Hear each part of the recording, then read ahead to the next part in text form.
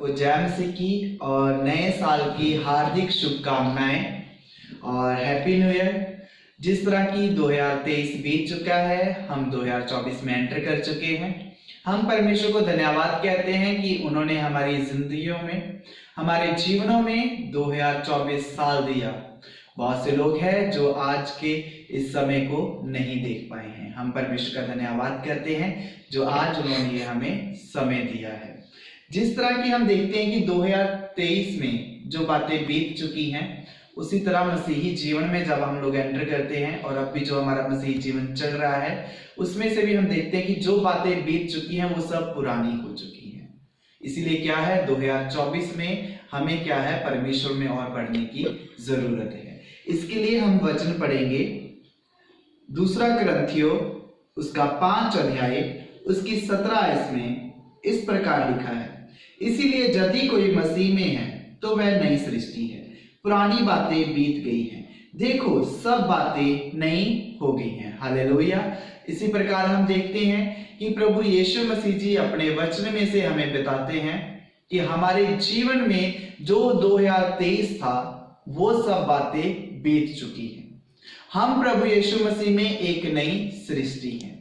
और सचमुच हमारा परमेश्वर कहता है कि अगर हमारा 2023 में किसी के साथ कोई गिला था, कोई शिकवा था, या किसी से कोई लड़ाई झगड़ा था, या किसी के प्रति हमारे दिल में कोई नफरत थी, तो आज हमें 2024 में जब हम लोग एंटर कर चुके हैं, तो मैं आप लोगों को ये कहना चाहता हूं कि हमें क्या है, उन सब बातों को भूल जाना चाहिए। और जिन लोगों के साथ हमारे शिकवे थे, गिले थे, लड़ाई झगड़ा था, जिसके बारे में हम कोई गलत बात सोचते थे, उनसे हमें क्या है, माफी मांगे। क्योंकि खुदा कहते हैं कि जिसने अपने गुनाहों को माना और दूसरे के गुनाहों को माफ किया, उसके गुनाह क्या है, खुदावन माफ करता है। इसी प्रकार क्या है, हम प्रभु यीशु मसीह में नई सृष्टि हैं।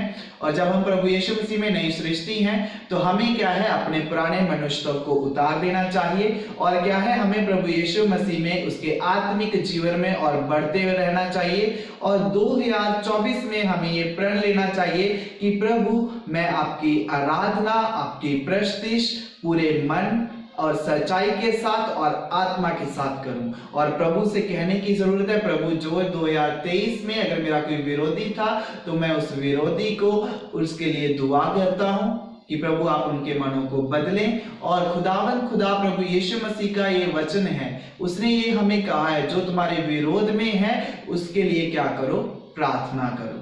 तो हमें क्या है, परमेश्वर के वचन के अकॉर्डिंग उनको क्या करना चाहिए, माफ करना चाहिए। और 2024 में उनको मुबारकबाद देनी चाहिए, उनको अपने गले लगाना चाहिए। क्योंकि हमारे परमेश्वर ने, यीशु मसीह ने परमेश्वर पिता जी से ये हमारा क्या कराया है, मेल मिलाप दोबारा से करा दिया है क्रूस के द्वारा।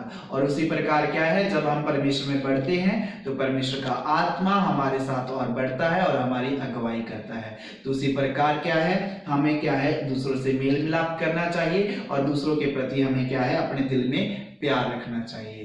तो मैं लास्ट में आप लोगों को यही कहना चाहता हूं कि हमें क्या है, प्रभु के वचन के अनुसार चलना चाहिए। और जो परमेश्वर प्रभु जी कहते हैं कि अब तुम परमेश्वर में, प्रभु यीशु मसीह जी में हम लोग नई सृष्टि हैं, तो हमें नई सृष्टि के अनुसार ही चलने की जरूरत है। मसीही जीवन ऐसा ही जीवन है, प्रतिदिन हमारे जीवनों में कुछ ना कुछ नया होता रहता है और प्रभु हमें क्या करते हैं, आशीषित करते हैं। मैं आप लोग के लिए दुआ करना चाहता हूं।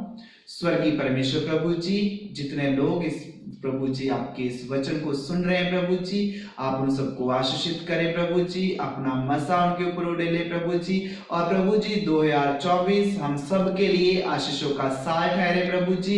और खुदा प्रभु, जो आपने 2023 में हमें आशीषें दी हैं पिता, हम उसके लिए आपका धन्यवाद करते हैं प्रभु जी। आपका मसा हमारे ऊपर सर्वदा बना रहे प्रभु जी, आपका अनुग्रह हमारे ऊपर बना रहे प्रभु जी। विनती प्रार्थना पिता तेरे प्यारे पुत्र अपने उद्धारकर्ता यीशु मसीह के नाम से मांगते हैं, आमीन। जय मसीह।